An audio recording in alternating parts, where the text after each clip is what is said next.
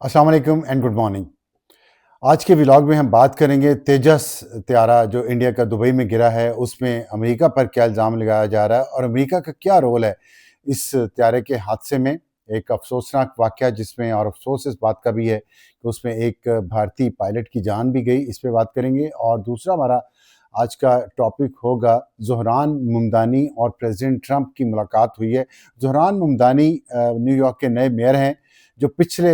15 दिन पहले आज से मुंतखब हुए हैं, और उसके बाद उनका एक बड़ा स्टांस रहा है ट्रंप के ख़िलाफ़ और ट्रंप का उनके ख़िलाफ़। उसमें बहुत एक दूसरे को उन्होंने सख्त ज़ुबान इस्तेमाल की है इलेक्शन से पहले, और इलेक्शन वाले दिन जीतने के बाद ज़ोहरान ममदानी ने जो तकरीर की है उसमें भी बड़े वाज़ेह पैगामात प्रेसिडेंट ट्रंप को दिए। आज उनकी मुलाकात हुई है, उस मुलाकात में क्या तय हुआ है इस पे बात करेंगे। और तीसरा हमारा आज का टॉपिक होगा IMF की एक रिपोर्ट आई है पाकिस्तान में करप्शन के हवाले से, जिस पे बहुत शोर मचा हुआ है, बहुत अहम रिपोर्ट है। और इस रिपोर्ट के ऊपर पाकिस्तान का मुस्तकबिल डिपेंड करता है किस तरह से ये रिपोर्ट कितनी बड़ी है भी या नहीं है, इसको बड़ा बनाया जा रहा है, और इसके अंदर जो बात की गई है, जो रिकमेंडेशन दी गई हैं, वो कितनी काबिल अमल है और क्या पाकिस्तान वो कर पाएगा या नहीं, इस पर भी हम बात करेंगे।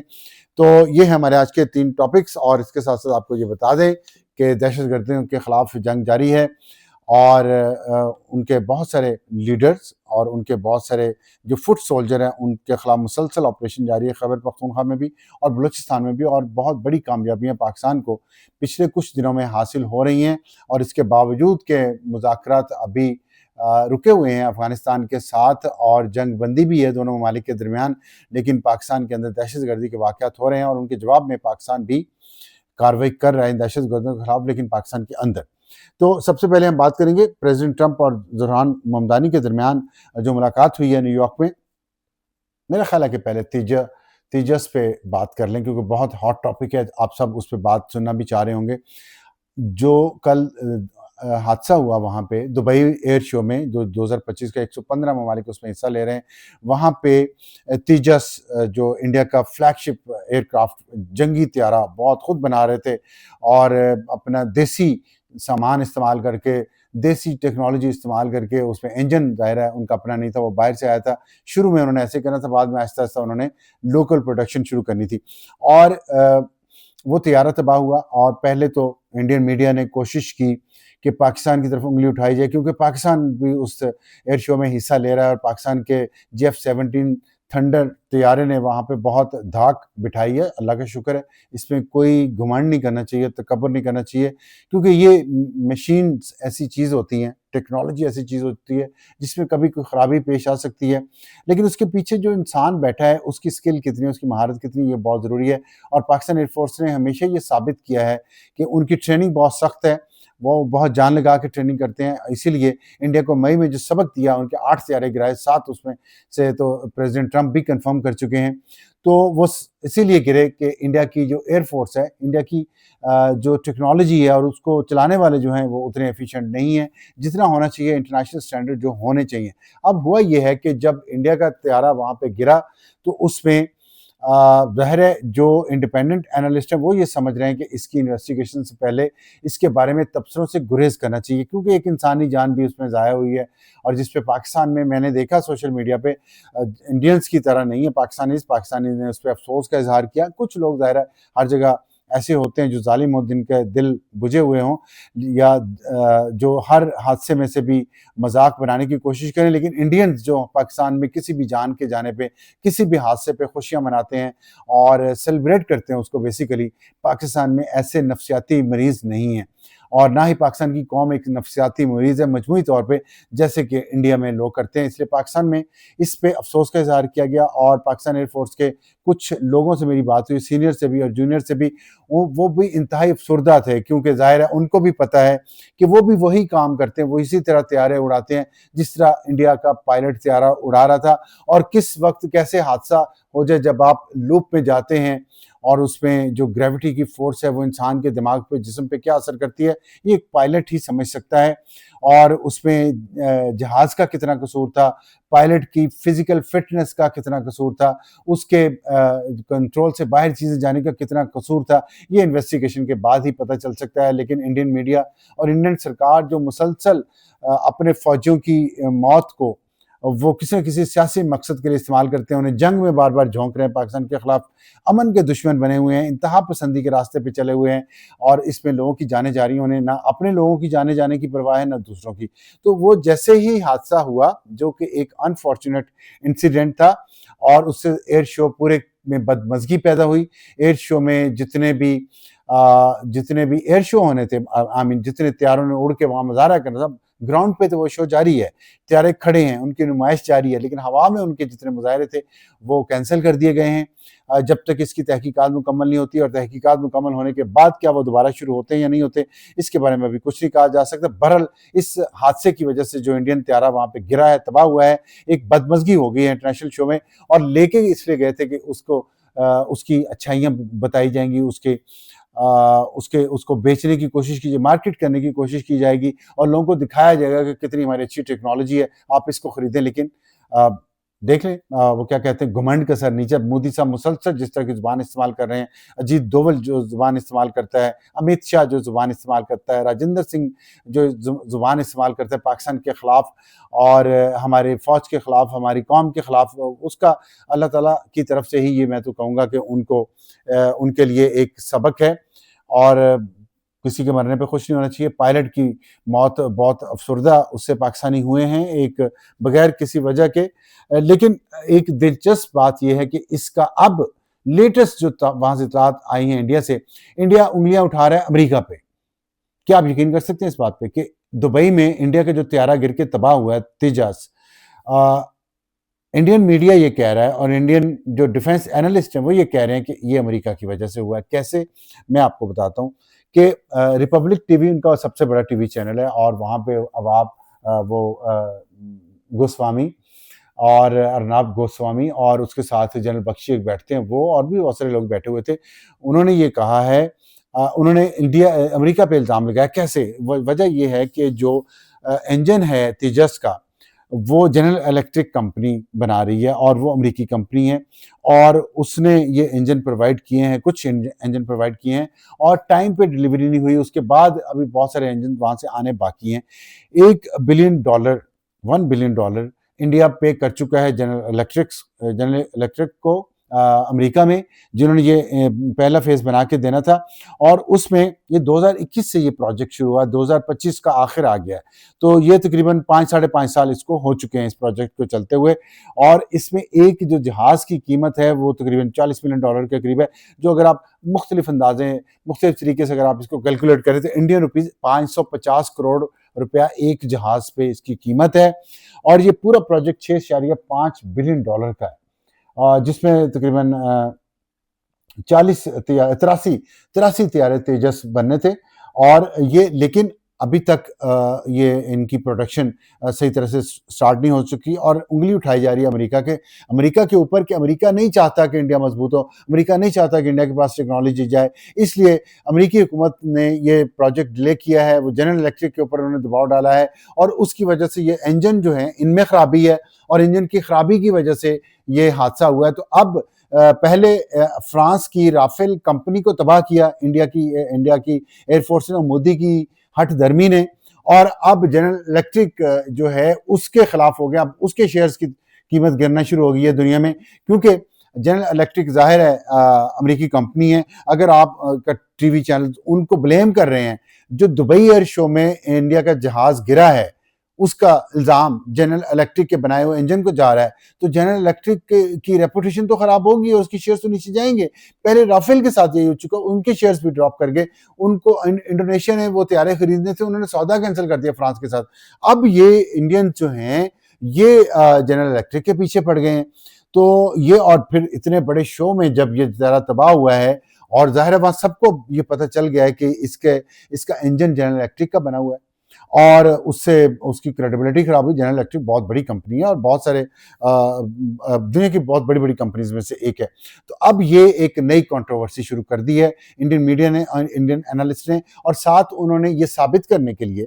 کہ یہ امریکہ اس کا ذمہ دار ہے، امریکہ جان بوجھ کے اس پروجیکٹ کو ڈیلے کر رہا ہے، تباہ کر رہا ہے، اس میں ایسی خرابیاں رکھ رہا ہے انجن میں کہ یہ بار بار طیارے تباہ ہو رہے ہیں۔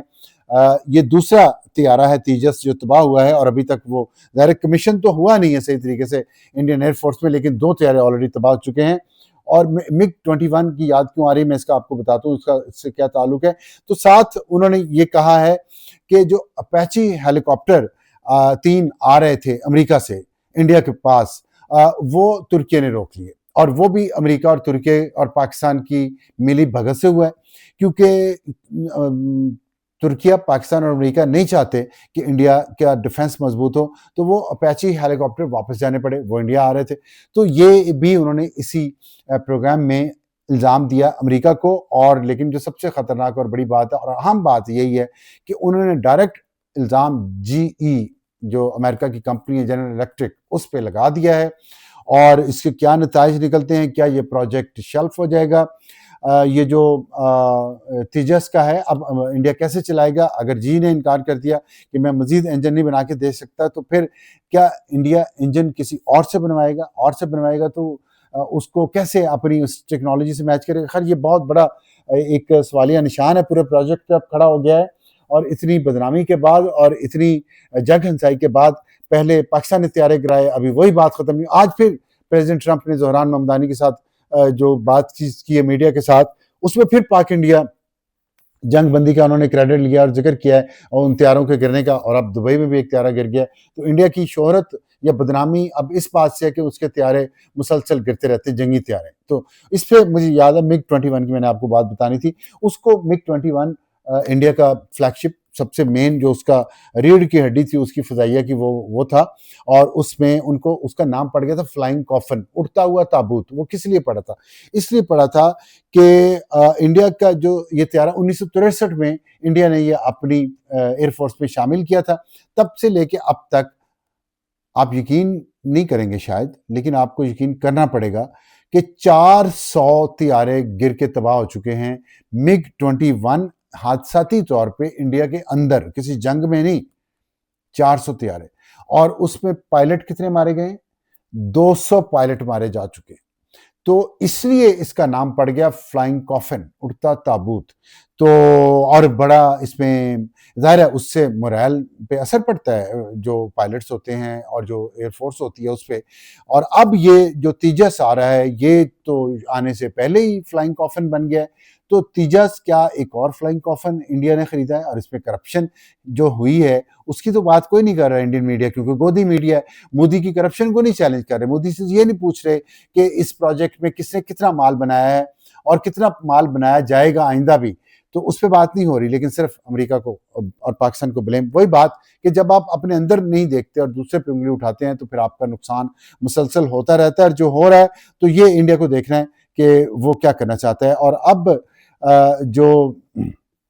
میں دوسری بات جو پریزیڈنٹ ٹرمپ اور زہران ممدانی کی جو میٹنگ ہوئی ہے اس میں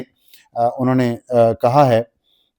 ایک بات ان سے سوال ہوا، ظاہر ہے زہران ممدانی اپنی تقریروں میں کہتے رہے ہیں کہ نیتن یاہو جو اسرائیل کے وزیر اعظم ہیں اور جو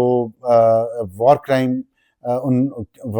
کرمنل ہیں ان کے خلاف انٹرنیشنل کورٹ آف جسٹس نے ارسٹ وارنٹ جاری کیے ہوئے ہیں، تو انہوں نے کہا ہے کہ اگر وہ نیو یارک آئے نیتن یاہو تو وہ ان کو گرفتار کر لیں گے۔ یہ جب وہ کیمپین چلا رہے تھے الیکشن کی، زہران ممدانی، اس میں انہوں نے یہ بات کی تھی، اور وہ فلسطین کے کاز کے لیے بہت کھل کے کھڑے ہیں، اور مودی کے خلاف اور نیتن یاہو کے خلاف ان کی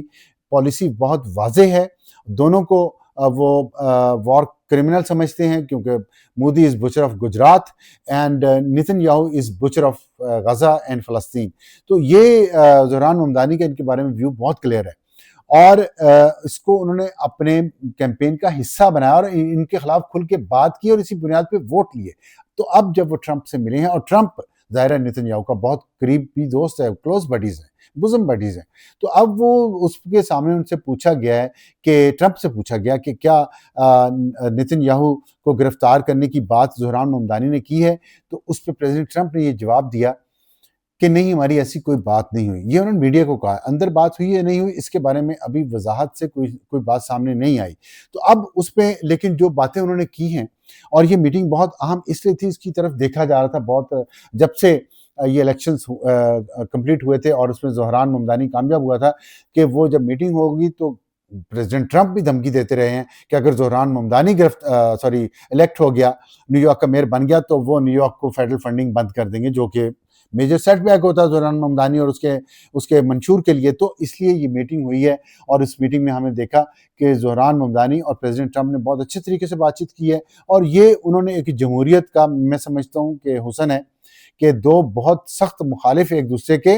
मुख्तलिफ सियासी जमातों से उनका ताल्लुक, मुख्तलिफ आइडियोलॉजी से उनका ताल्लुक, और उन्होंने एक कॉमन ग्राउंड तलाश की। उन्होंने अच्छे तरीके से बात की मीडिया से, और अमरीकी अवाम को जोड़ने की बात की। वहाँ भी बहुत पोलराइजेशन है पाकिस्तान की तरह, लेकिन वहाँ के लीडर्स ने ये कोशिश की है कि दोनों अतराफ को बजाय मज़ीद एक्सट्रीमिज़म की तरफ ले जाने के, मज़ीद पोलराइज करने की बजाय उन्होंने एक आगे बढ़ने की बात की है। ये बात मोदी को भी सीखने की ज़रूरत है, ये बात इमरान खान को भी सीखने की ज़रूरत है कि सियासी और जमहूरी अमल में लोगों को जोड़ा जाता है, तोड़ा नहीं जाता। कम्युनिटीज़ को जोड़ा जाता है, तोड़ा नहीं जाता। लेकिन क्या करें, सब कॉन्टिनेंट का तो मिजाज ही ऐसा है। अब गरीब आवाम को, मासूम आवाम को बेवकूफ़ बनाओ, नारे लगाओ, ऊँचे ऊँचे आवाज़ में चेस्ट थंपिंग करो, खून को जोश दिलाओ, और फिर करो कुछ ना, पैसे बनाओ अपनी फैमिली के। यही मोदी कर रहा है, यही खान साहब ने किया, यही अब क्या करें। लेकिन वहाँ पे अमेरिका में ये नहीं हुआ। तो ये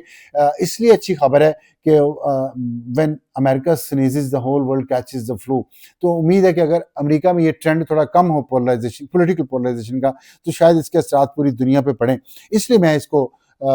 अप्रिशिएट कर रहा हूँ। वरना ज़ाहिर है ट्रंप की पॉलिसीज़ तो इतनी अच्छी नहीं है, ख़ास तौर पे फ़लस्तीन के बारे में। लेकिन अगर जमहूरी रवैये आप अपनाएंगे तो जमहूरियत मजबूत होगी, और अगर फैशिस्ट रवैये अपनाएंगे तो जमहूरियत कमज़ोर होगी। तो उम्मीद है कि जिस तरह उन्होंने बात की है, उन्होंने इमिग्रेशन पे बात किया, और इस बात पे मुत्तफ़िक हुए हैं दोनों लीडर्स कि हम क्राइम कम करेंगे न्यूयॉर्क में। तो न्यूयॉर्क वालों के लिए अच्छी खबर ये है कि ट्रंप और ज़ोहरान ममदानी का इस पे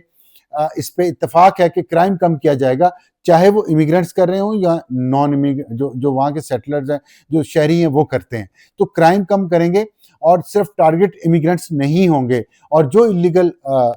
लीगल राइट्स हैं उसको अबाइड बाय किया जाएगा, जो इलीगल है उनके खिलाफ जो भी कानूनी कार्रवाई होगी वो होगी। और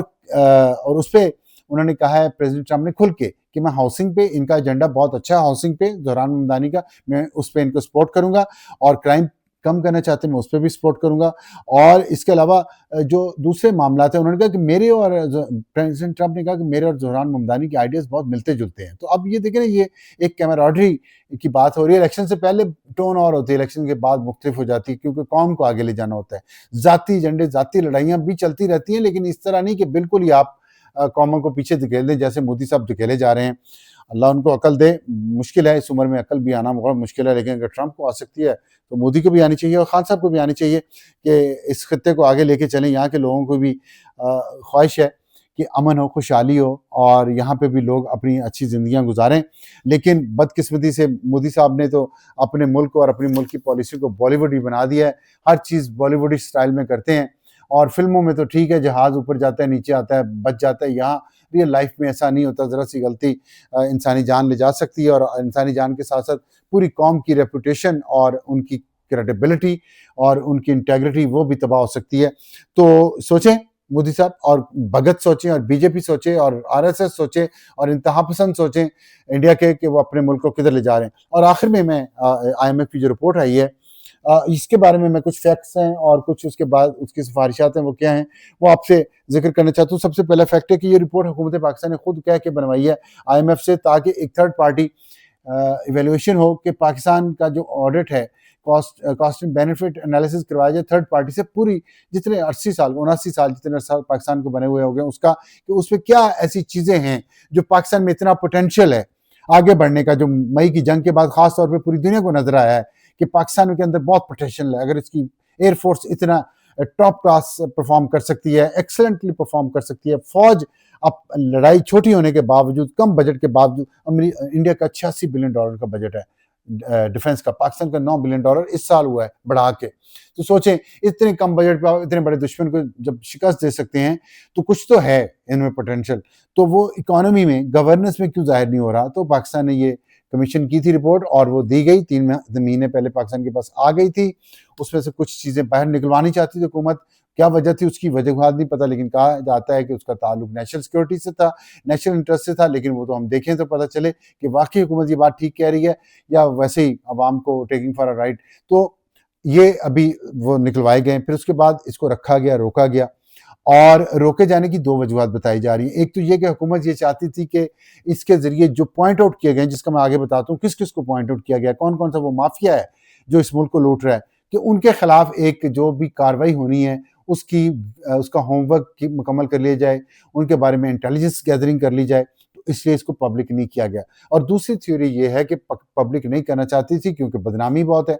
پاکستان کی، اور کرٹیسزم اس حکومت پہ ہونا تھا جو ہوا. لیکن یہ دلیل اس لیے تھوڑی کمزور ہے کہ یہ اس حکومت کے بارے میں رپورٹ نہیں، یہ پاکستان کے بارے میں رپورٹ ہے کہ تمام حکومتوں کے ادوار میں کیا کیا ہوا. صرف ایک حکومت کو ذمہ دار انہوں نے نہیں ٹھہرایا، نہ ہی ایک دور کو انہوں نے ذمہ دار ٹھہرایا. تو اس لیے اس کو ڈیلے کیا گیا. اور پھر آئی ایم ایف نے کہا کہ اس رپورٹ کو آپ پبلش کریں، تو اور یہ کنڈیشن ہوگی اگلی انسٹالمنٹ کے لیے. اس کی کنفرمیشن ابھی نہیں ہوئی کہ یہ کنڈیشن ہوگی یا نہیں، لیکن بہرحال یہ لگتا ہے کہ اب آئی ایم ایف اس رپورٹ کی روشنی میں ٹارگٹ سیٹ کرے گا حکومت پاکستان کے لیے کہ آپ یہ اس میں جو سفارشات کی گئی ہیں ان کو امپلیمنٹ کریں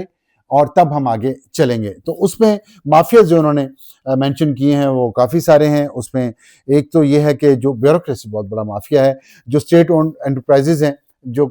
قومی ادارے ہیں، حکومت چلا رہی ہے جس پر 204 ہے، وہ ان کو یا تو پرائیویٹائز کیا جانا چاہیے یا ان کو بیچ دینا چاہیے، یا ان کو صوبوں کو کہیں کہ آپ اس کا بوجھ اٹھائیں. کیونکہ اب این ایف سی ایوارڈ کے ذریعے اگر سارا پیسہ صوبوں کے پاس جا رہا ہے تو پہلے ہی ہمیں یہ خبر آ چکی ہے کہ این ایف سی ایوارڈ میں سے جو ڈیٹ سروسنگ اور ڈیفنس سب سے بڑے خرچے ہیں پاکستان کے بجٹ میں، اس میں صوبے بھی اپنا حصہ ڈالیں. تو اب ساتھ ساتھ یہ بھی ہو رہا ہے کہ 204 یہ جو اسٹیٹ اونڈ انٹرپرائزز ہیں، ان کو بھی صوبوں کے حوالے کیا جائے، وہ اس کا بوجھ اٹھائیں یا پھر صوبے کنٹریبیوٹ کریں. ان کا جو نقصان ہر سال ہوتا ہے، جس میں پی آئی اے بھی ہے، جس میں پی ٹی وی بھی ہے، بہت ساری چیزیں ہیں، لیکن وفاقی حکومت بھی یہ صوبوں کو دینا نہیں چاہتی بہت ساری چیزیں، کیونکہ اپنے پاس کنٹرول ہوگا تو طاقت ہوگی. تو یہ چیزیں طے کرنا پڑیں گی. یہ سفارشات اگر آئی ایم ایف نے کی تو میں کر رہا ہوں، میں اس پہ اپنی بات بھی تھوڑی سی اپنا تجزیہ بھی دوں گا. اور پھر یہ کہ جو فیک اکاؤنٹ کا ایک جے آئی ٹی رپورٹ آئی ہے اس کا ذکر کیا گیا ہے اس آئی ایم ایف کی رپورٹ میں. اس فیک اکاؤنٹ کا ایک پورا یہاں پہ دھندا ہے، مافیا پورا جو چلاتا ہے. پھر اس کے ذریعے پاکستان کی بلیک اکانومی تقریباً 60 سے 70% ہے، بس 30 سے 40% ہے جو وائٹ اکانومی ہے، جو ٹیکس نیٹ میں ہے، باقی ٹیکس نیٹ سے باہر ہے. اسی پہ پاکستان چل رہا ہے اور اللہ چلا رہا ہے. اور دوسرا انہوں نے شوگر مل مافیا کو انہوں نے ایکسپوز کیا ہے، اور یہ بہت طاقتور لوگ ہیں، بہت کماتے ہیں، امپورٹ پہ بھی ایکسپورٹ پہ بھی، اور بنا کے بھی کسان سفر کرتا ہے، خربوں روپیہ یہ کما رہے ہیں ہر سال. اس پہ انہوں نے کہا ہے. اور پھر نیب کی رپورٹ ہے جس میں 5.5 ٹریلین روپیز جو ریکور کیے ہیں. ریپ نے بہت بڑی رقم ہے، پچھلے 3-4 سال میں انہوں نے ریکور کی ہے. اور یہ اس کو انہوں نے بنیاد بنا کے یہ کہا ہے کہ جو 5 سے 6% جو اس کا ہے ہماری جی ڈی پی کا، وہ بڑھ سکتا ہے ہر سال اگر پاکستان یہ کام کر لے، یہاں اپنے سسٹم کو ٹھیک کر لے، کرپشن کو روک لے، لیکیج کو روک لے. وہ کہاں کا میں آپ کو ابھی اس پہ بتاتا ہوں. اور پھر یہ کہ جو ٹیکس نہیں وصول کر پا رہے ہم مختلف جگہوں سے، مختلف اداروں سے، مختلف سیکٹر سے، اور ان کو کھلا چھوڑا ہوا ہے. امیر لوگوں پہ ٹیکس کم ہے، غریبوں پہ زیادہ ہے، تو یہ اس میں ہے. اور پھر اس کے بعد جو سسٹمیٹک کرپشن جس کا میں نے شروع میں ذکر کیا، بیوروکریٹس جو کر رہے ہیں، اور جس طرح ان کے پاس گاڑیاں ہیں، سینکڑوں گاڑیاں، پیٹرول، یہ گاڑیاں اور پیٹرول تو چھوٹے لیول کی کرپشن، لیکن اس کے نا اثرات سوسائٹی پہ بہت نیگیٹو ہیں. اور اتنی گاڑیاں ہیں، یہ جو خسارے میں جا رہے ہیں ادارے، ان سب میں اتنی گاڑیاں ہیں، اور اتنے ڈرائیور، ان کو پیٹرول، مینٹیننس، اور پتہ نہیں کیا کیا. تو یہ چیزیں بے تحاشا اس کا استعمال ہوتا ہے. تو آئی ایم ایف نے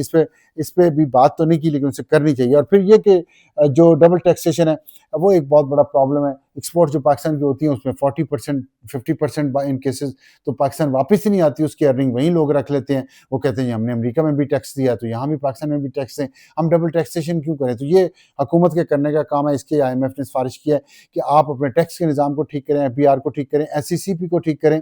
جو ہے، اور اس کو آپ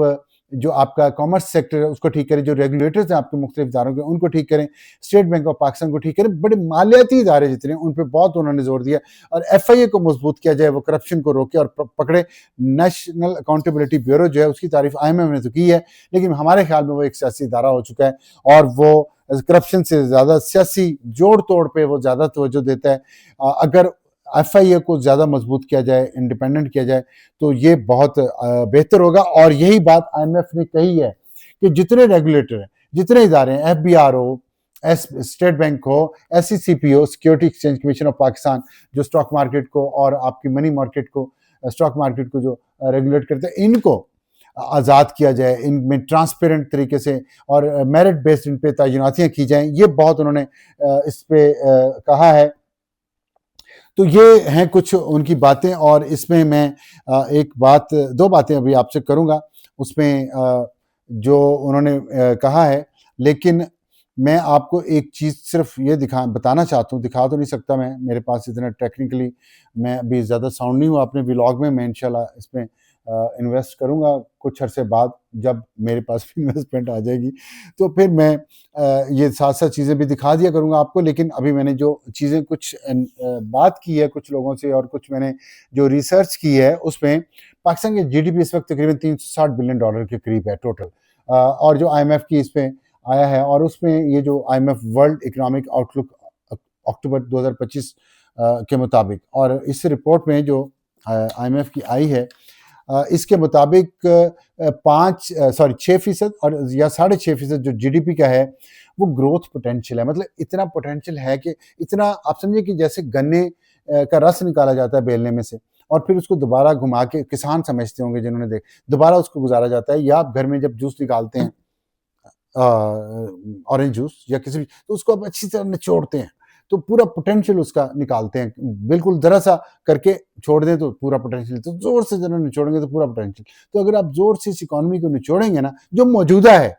مزید انڈسٹری لگانے کی بات نہیں کرے، مزید ٹرانسپورٹ آپ کی بڑی ہو جائے اس کی بات نہیں کر رہے، مزید آپ کے سروس سیکٹر بڑا ہو جائے، مزید آپ کی ایکسپورٹس بڑھ جائیں، اس کی بات نہیں کر رہے، جو ایگزسٹنگ سب کچھ ہے اسی کو ذرا زیادہ نچوڑیں۔ سوچیں آپ کہ زیرو انویسٹمنٹ کے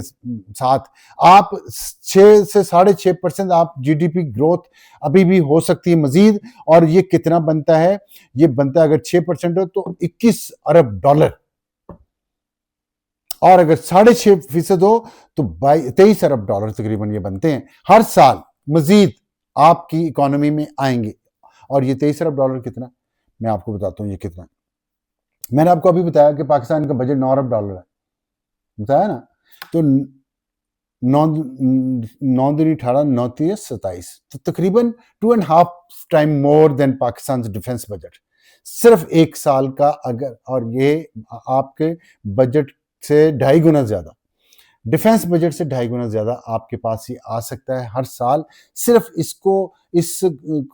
نچوڑنا زیادہ ہے، اس فروٹ کو، اس پھل کو ذرا زیادہ نچوڑیں، اور نچوڑنے کے طریقے میں ابھی آپ کو اس پہ آتا ہوں، وہ مختصر کروں گا کیونکہ لمبا ہوتا جا رہا ہے میرا ولاگ۔ اور یہ جو ظاہر ہے 9 سے 10 بلین ڈالر میں نے آپ کو بتا دیا ہے، اور پاکستان کی جو ٹوٹل ایکسپورٹس ہیں وہ $35 بلین کی ٹوٹل ایکسپورٹس، $35 بلین، اور آپ صرف اس کو زیادہ نچوڑنے سے $23 بلین آپ کو آ جائیں گے ہر سال مزید۔ تو سوچیں ہم کہاں سے کہاں پہنچ جائیں گے ایک سال میں، اگر ایک سال میں ہی صرف ہر سال کریں تو پھر اس کے بعد انویسٹمنٹ آئے، انڈسٹری پھیلے، ہمارا سروس سیکٹر پھیلے، ہماری ایکسپورٹس پھیلیں، ہماری ریمیٹنسز بڑھ جائیں، تو کیا پاکستان میں کتنی خوشحالی آ سکتی ہے۔ اور یہ جو خیر یہ اور بہت ساری ایگزامپلز ہیں اس میں ان کو کوٹ نہیں کرتا، آپ کو مثالیں دو میں نے سمجھا دی ہیں، ایکسپورٹس پاکستان کی کتنی ہیں، اور اس کے علاوہ پاکستان کی جو فارن ریمیٹنس جو ڈیفنس بجٹ ہے اس پہ۔ اب میں آخر میں یہ بات کرنا چاہتا ہوں کہ یہ کیسے ممکن ہوگا۔ اس کے بڑے آسان طریقے ہیں کہ سب سے پہلے آپ کی نیت صاف ہونی چاہیے۔ نیت کس کی صاف ہونی چاہیے؟ ہائیبریڈ نظام کے چلانے والوں کی۔ ہائیبریڈ نظام کون چلاتا ہے؟ سویلین اینڈ ملٹری لیڈرشپ، ان کی نیت صاف ہونی چاہیے۔ نمبر 2 ان کی کمٹمنٹ ہونی چاہیے، اور نمبر 3 یہ کہ بالکل فیئر چلیں۔ جب آپ اس ایشو پہ بات کریں گے تو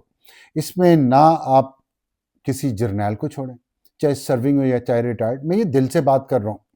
اور میں ہائبرڈ نظام کے چلانے والوں سے بات کرنا چاہتا ہوں، اور پاکستان کے تمام ان لوگوں سے بات کرنا چاہتا ہوں جو اس ملک میں کچھ ہیں، اور یہ جن کا دل اس ملک کے ساتھ دھڑکتا ہے، اس ملک کے عوام کے ساتھ دھڑکتا ہے، اس ملک کو آگے، قوم کو آگے لے جانا چاہتا ہے، جو اس ملک کے غریب بچوں کے پاؤں میں چپل، ان کے تن پہ کپڑا، ان کے منہ میں اچھی خوراک، اور ان کے اچھا سکول، اچھا ہاسپٹل دیکھنا چاہتا ہے، ان کے لیے یہ میری بات ہے۔ نہ کسی جج کو، جرنیل کو چھوڑیں چاہے حاضر سروس ہو یا ریٹائرڈ، نہ کسی جج کو چھوڑیں چاہے حاضر سروس ہو یا ریٹائرڈ، نہ کسی سیاستدان کو چھوڑیں چاہے وہ کتنا بھی بڑا سیاستدان ہو، کتنی بھی بڑی پارٹی کا وہ لیڈر نہ ہو، نہ ہی کسی بیوروکریٹس کو چھوڑیں چاہے وہ ریٹائرڈ ہو، سرونگ سول بیوروکریٹس کی بات کروں، اور نہ ہی کسی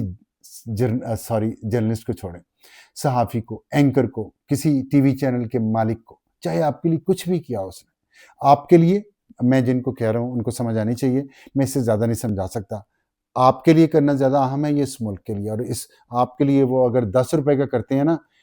تو یہ بات آپ کو بھی پتہ ہے، مجھے بھی پتہ ہے، لیکن کہتا کوئی نہیں، میں کہہ رہا ہوں کیونکہ میرا دل دھڑکتا ہے اس دھرتی کے لوگوں کے ساتھ، کہ آپ کے لیے 10 روپے کا کام کرتے ہیں نا، تو 90 روپے کا کھوٹ، 90 روپے کی کرپشن اپنے لیے وہ لوگ کرتے ہیں، اور جتنا بھی بڑی موٹی گردنوں والے جو جرائم پیشہ لوگ ہیں، جن کی گردن کوئی نہیں پکڑ سکتا، وہ آپ کی وجہ سے چلتے ہیں، آپ کا ہاتھ ان کے سر پہ ہے، ان کی پشت پہ ہے، اس ہاتھ کو ہٹائیں۔ پرائم منسٹر شہباز شریف صاحب and field marshal general Asif Munir صاحب، یہ 5 جو طبقات ہیں،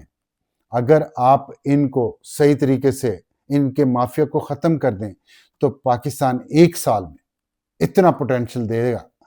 کہ آئی ایم ایف اس رپورٹ کے بعد آپ کو سلام کرے گی، پوری دنیا سلام کرے گی،